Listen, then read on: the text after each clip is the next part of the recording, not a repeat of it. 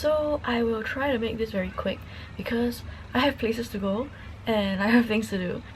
The reason why this month's booktube is a bit later than usual is because, first of all, I had health problems. It also affects my voice a little bit and my energy levels and whether or not I'm up to sitting here and talking. I waited for when I felt a bit better to talk about books, which in the grand scheme of things don't really matter, but I think that sometimes we should be allowed our little indulgences. So yeah, so this month I managed to read surprisingly quite a number of books, even though I stopped reading a week before the month ended. So everything was read in 3 weeks, to my surprise.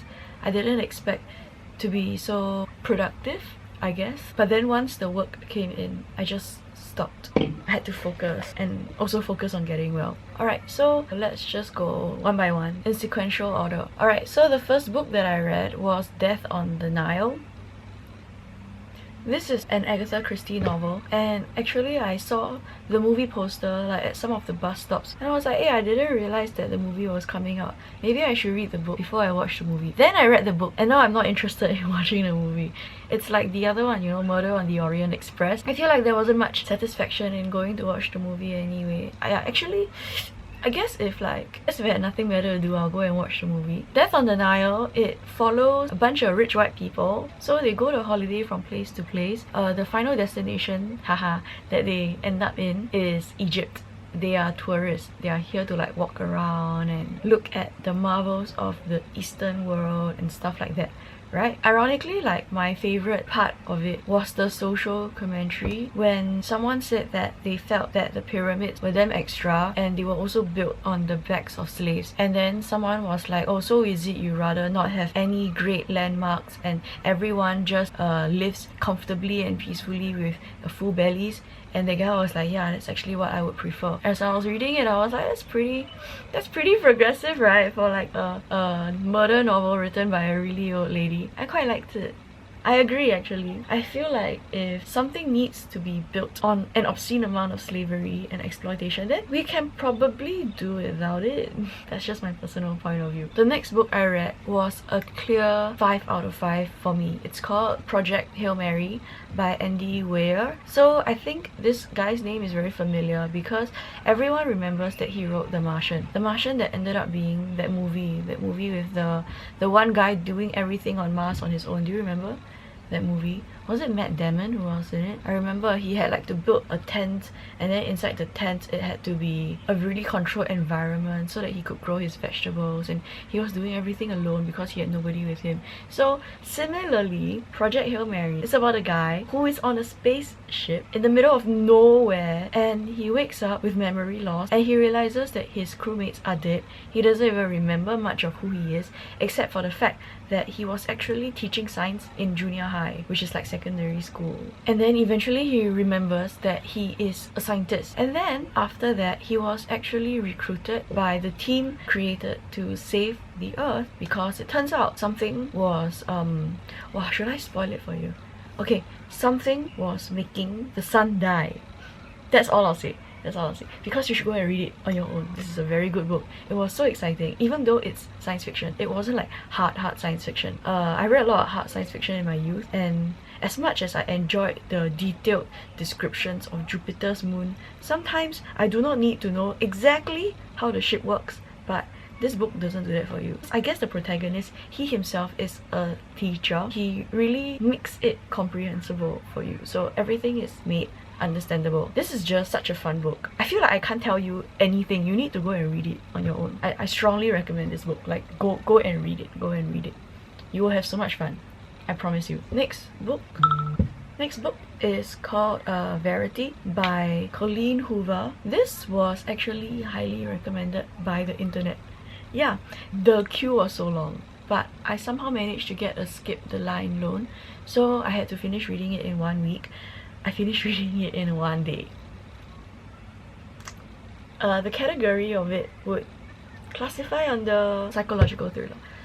Yeah, maybe a psychological thriller. I'm not gonna spoil it for you, but the narrator from the start, she's clearly already an unreliable narrator. It's foregrounded for you that she doesn't exactly know the 100% truth of what is going on because she's very clouded by her emotions and her desire for the husband. This was actually really gripping as a narrative. I would recommend it if you can stomach sort of like descriptions of murder and also sex. So this is clearly an R21 novel. I really don't think that anybody who is underage should be reading something like that. I think it will mess you up inside.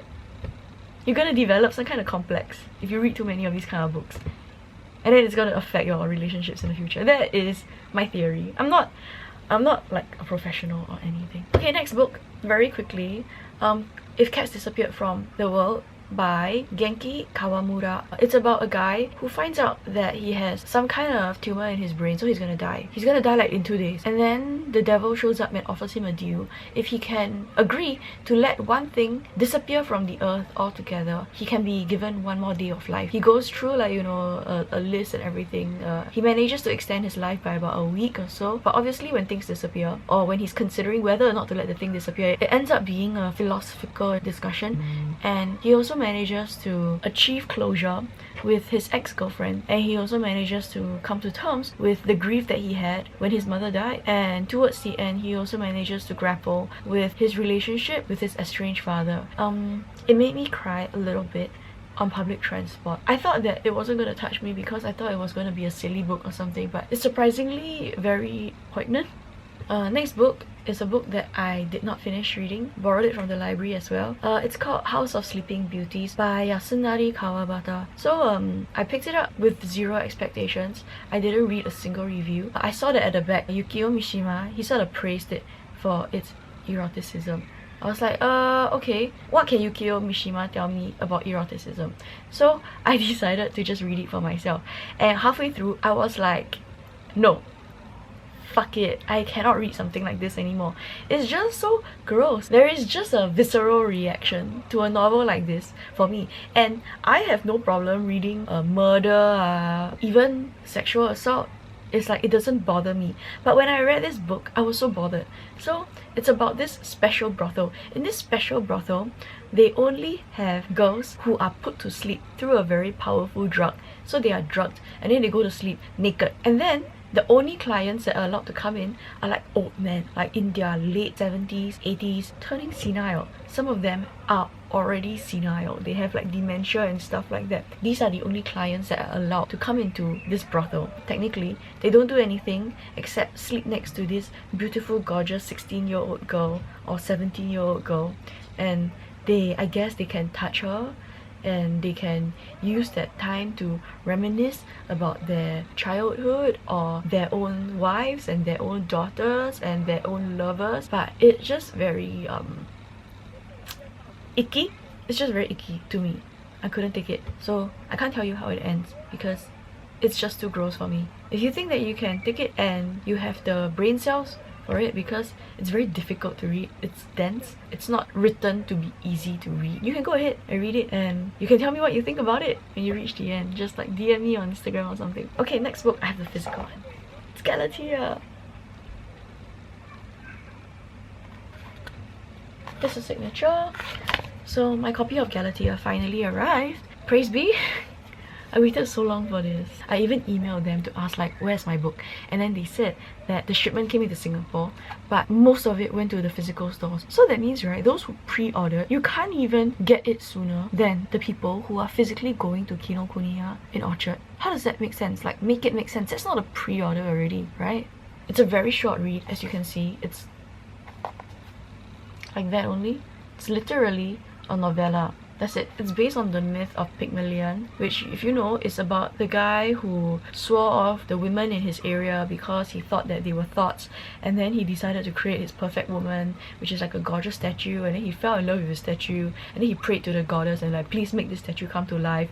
And then the statue came to life, and then he marries his statue and everything. And I don't know, it's a bit incestuous to me. I feel like if you make something that's your daughter, né? And if you make your daughter and then you're like lusting after her all the time, and then you want to marry her, and then you pray to a goddess to turn her real so that you can have sex with her, that's a bit incestuous.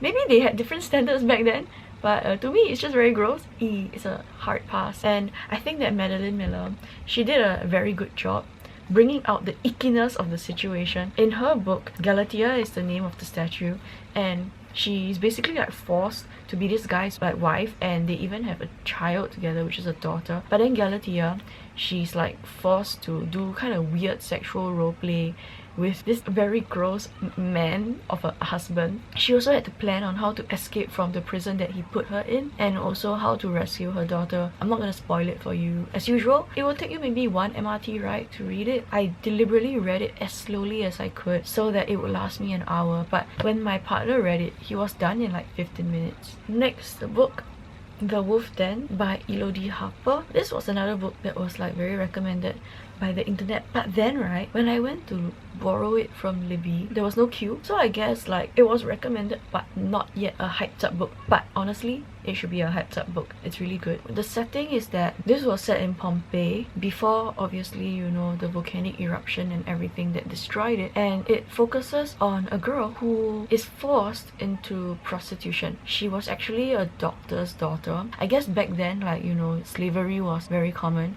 and this book, it just 100% focuses on her perspective and also the perspectives of the women who are forced into this kind of life through no fault of their own. Clearly, like, you know, we understand now that the concept of slavery itself is completely fucked up, but back then I guess they didn't see it that way. I felt that this book portrayed a very necessary narrative that we do not really hear much about or get to see depictions of. Most of the time when you think of Pompeii, all you can like think about is their history, the political system, the important men. But this book really just focuses 100% on the marginalized and the women, and also like the circumstances that were very difficult to rise out of. So there's a sequel. The sequel will come out soon. I'm not so sure I'll go and buy it. I think I'll just wait for it to come out in the library again, and then I'll just go and borrow it. The library will bring it in. I mean, it's a trilogy, right? It's a wild ride. It made me a little bit emotional at some point. I would definitely recommend it, but once again, you know, it's very like R21. I mean, they work in a brothel.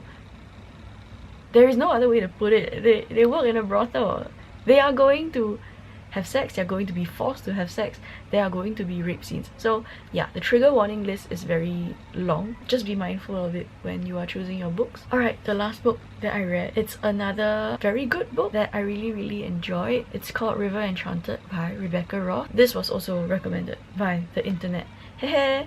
Yeah, I trust internet recommendations. I think that if a lot of people like a certain book and when you read it, it's not like problematic like Harry Potter, then I guess it's worth checking it out. I don't really trust people who only want to read books that nobody reads. Like, do you not seek joy in existence, or you're trying very hard to be special, you know? Like, no, I don't need to be special. I need to have a good time reading my books. So if a lot of people tell me that a book is good, I am going to read that book, or I'm going to at least give it a chance to see if I really will enjoy it. 95% of the time I do enjoy the recommendations that I see online, but not from Singaporeans. I think it must be said. This book is sort of classic enemies to lovers set in a world where magic exists. There are warring tribes, there are spirits, fairies, I don't know what to call them. I guess they're called spirits, but they kind of function like the fae. There is also like an exploration like of deeper themes like marriage, but not a marriage where they love each other from the start, but a marriage because the guy was a widower and he really needed to find somebody who would help him raise his newborn daughter. That was my favorite part of it actually. I felt that you don't really see much of that. Usually you see like people fall in love and then they get married after that, but to see like a marriage of necessity turn into a real marriage, I thought that that was the most touching part of the book. Yeah, so I would say that this fantasy novel is very mindful. Like, not only is the world building pretty good, characters are very lifelike, very intriguing. When you read it, it's immersive. You will just fall right into it, and I really enjoy how this book, while sort of keeping to all the expectations and the trappings of the fantasy genre, it still made a very good and commendable effort to bring in more mature themes that do not necessarily have to do with sex. These are the 8 books that I read this month. Next month I am also not gonna read a lot. I still have a lot of work to do. I still have a lot of recovering to do, so I will just read when I feel like, and maybe when my friends recommend me a book that they say I really have to go and read it. So that's it, I guess. I'm gonna go back to work, and then I will talk to you again at the end of May. I'm actually going overseas in June, so I'm very excited for it, even though it's over a month away. Maybe I'll do something different for my June booktube. It would be definitely a change of setting. So I guess this is goodbye for now. See you soon. I'm gonna go get going before it starts to rain, as it is wont to do every time I leave the house. Okay, bye bye.